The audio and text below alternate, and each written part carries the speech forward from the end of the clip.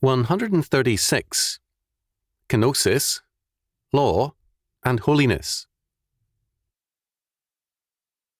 A text without a context is a pretext, or worse.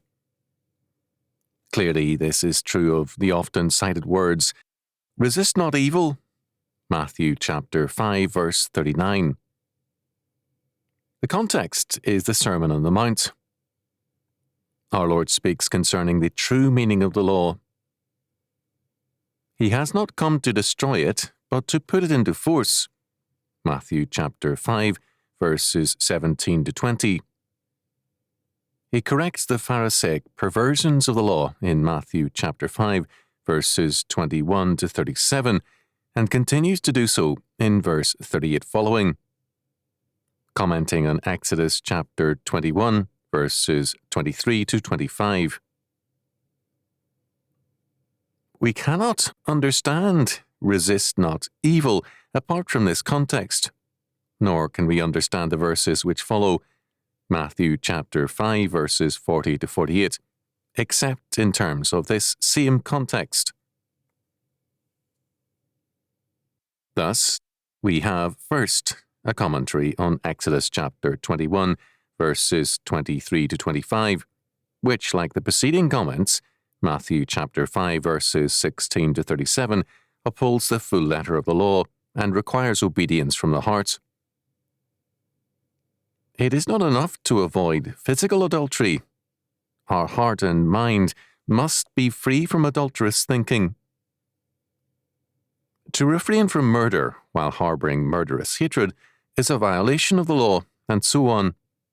This is the textual context. Second, we have the historical context.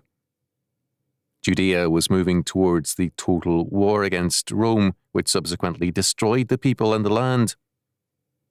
Their course was a sinful one, and its consequence was death, not freedom. They were concerned with resisting evil, not establishing righteousness. Their course of resistance was a denial of God's way. Freedom for them came not through God's ordained way, as a product of righteousness, but through military means. While the Bible makes godly warfare legitimate, it never makes war against evil a substitute for righteousness. For Hitler to war against Stalin did not make Hitler righteous, nor was Stalin righteous because he warred against Hitler. Similarly, none of the Allies could claim any righteousness for their part in the war. It is Pharisaism to war against another man's evil, and not our own.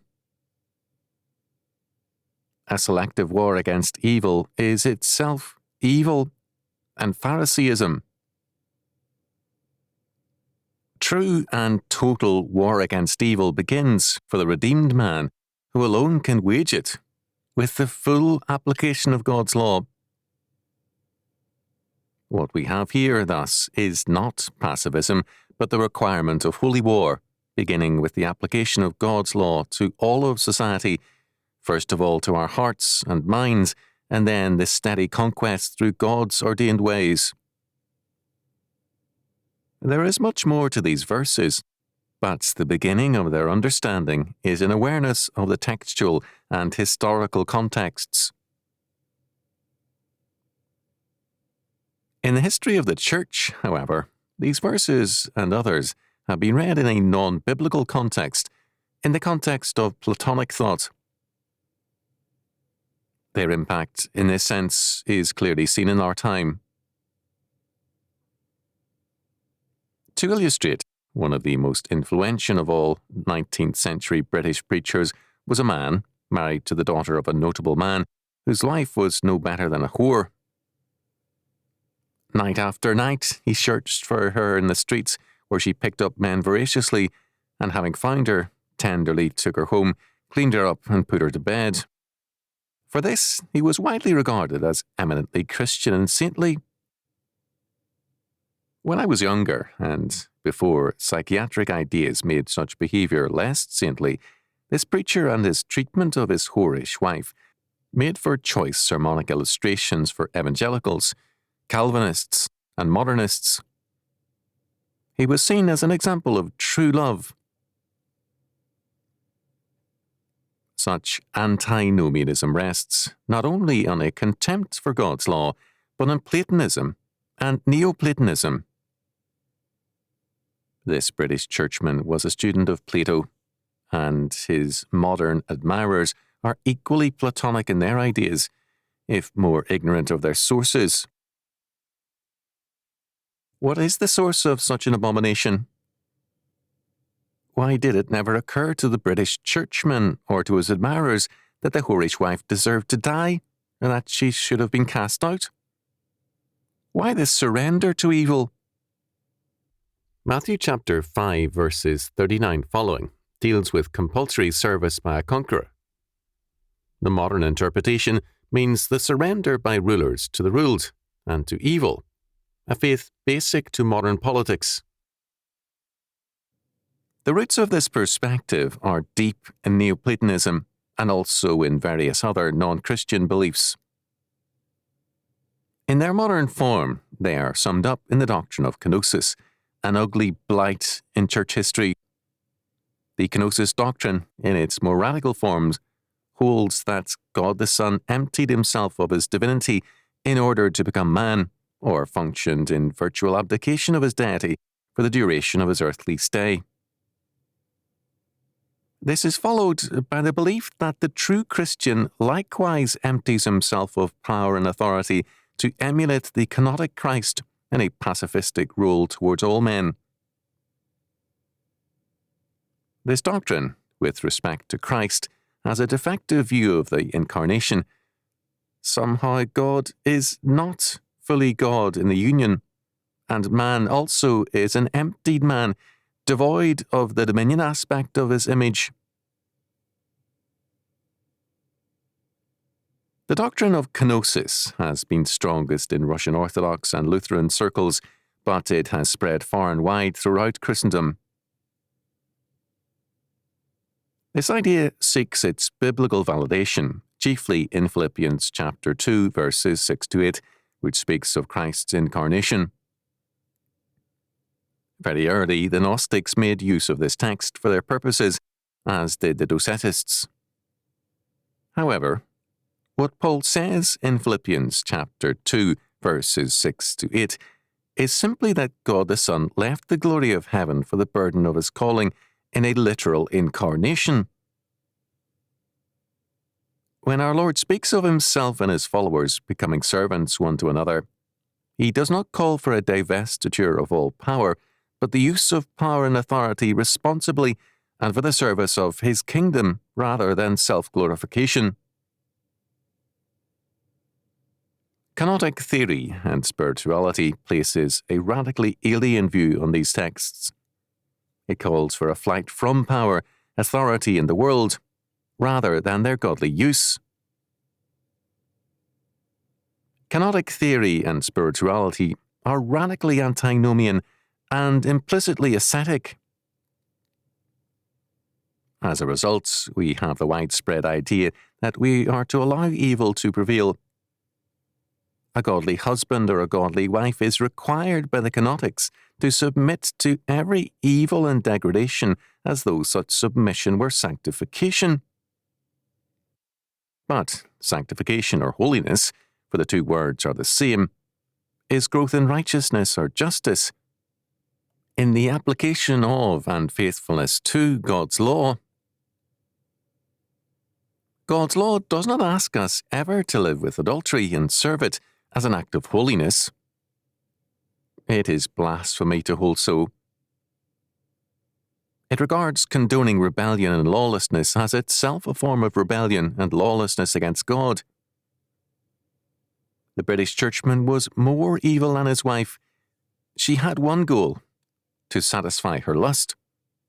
Her husband was equally lawless, but what was worse, he called it holiness.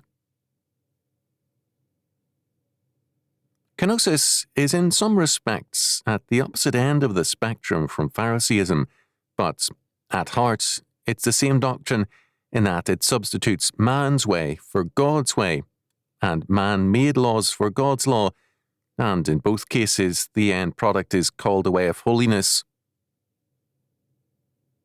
Our Lord declares, however, "Whosoever therefore shall break one of these least commandments, and shall teach men so, he shall be called the least in the kingdom of heaven. But whosoever shall do and teach them, the same shall be called great in the kingdom of heaven. For I say unto you, that except your righteousness shall exceed the righteousness of the scribes and Pharisees, ye shall in no case enter into the kingdom of heaven." Matthew chapter 5, verses 19 and 20. These words are addressed to all who teach. Any and all who break or relax, Revised Standard Version, the slightest commandment of God, shall be called the least in the kingdom of heaven. Because man is a sinner, he searches the scriptures for loopholes when he reads it. Hence, every verse which can be interpreted to set aside the law is exploited to that end. Consider, for example, 1 Corinthians chapter 7, verses 18 and 19. Is any man called being circumcised? Let him not become uncircumcised. Is any called in uncircumcision? Let him not become circumcised. Circumcision is nothing, and uncircumcision is nothing, but the keeping of the commandments of God. In the context, Paul is speaking against breaking up marriages when one partner becomes converted and the other remains in unbelief. Only if the unbeliever breaks up the marriage is it properly ended, no other violations of God's law being present. In verse 20, Paul is to the point. Let every man abide in the same calling where he was called. Paul is not condemning circumcision. He uses the term to denote the Jewish believer, and uncircumcision, the Gentile believer. Neither is asked to divest himself of his heritage. The Gentile cannot be asked to become a Jew before becoming a Christian, and the Jew cannot be told to divest himself of his heritage. Both stand before God in Christ, and in Christ alone, not in Jewishness nor in Gentileness, that is, in circumcision or in uncircumcision. Both are nothing before God. Their standing is in Christ, and then their holiness is in the keeping of the commandments of God in Christ. Thus, Scripture cannot be used to undermine Scripture. Hence, those who relax God's law are least in his kingdom, and if in the process their faith is the self-righteousness and humanism of the Pharisees, then they shall not enter into God's kingdom. The Pharisees turned the law into a means of justification. In the Mishnah, Abboth chapter 3 verse 16, a man's salvation and stature in the world to come is said to be determined by the balance of good deeds in his ledger. The store is open and the storekeeper allows credit, but the ledger is open and the hand writes. Although set in the context of legalism, Abboth chapter 2 verse 1 is better counsel when it declares, "And be thou careful with a light precept as with a grave one." Thus, Phariseeism, like Kenosis, undercuts and denies God's righteousness in favor of a man-made righteousness. It is against resisting evil in God's appointed way, the way of faith in Christ and obedience to God's law, because it is in resistance to the Lord, not to evil. St. Paul gives us one aspect of the meaning of our Lord's words, "Resist not evil," in his commentary thereon in Romans chapter 12, verses 17 to 21. Recompense to no man evil for evil. Provide things honest in the sight of all men. If it be possible, as much as lieth in you, live peaceably with all men. Dearly beloved, avenge not yourselves, but rather give place unto wrath, For it is written, "Vengeance is mine, I will repay, saith the Lord." Therefore, if thine enemy hunger, feed him. If he thirst, give him drink. For in so doing thou shalt heap coals of fire on its head. Be not overcome of evil, but overcome evil with good. God's declaration of sovereignty is affirmed by these words, something the pacifist, kenotic, and Pharisaic interpretations deny. First, God reserves vengeance against evil to himself and to those God-ordained agencies of justice appointed in his word. We do not deny justice. We affirm God's sovereignty by making his appointed instruments fully faithful and effective. Second, we can only overcome evil in God's appointed way with good. To return evil for evil is forbidden. It is an attack on God's sovereignty. It means saying that evil is more powerful and effective than God and his law.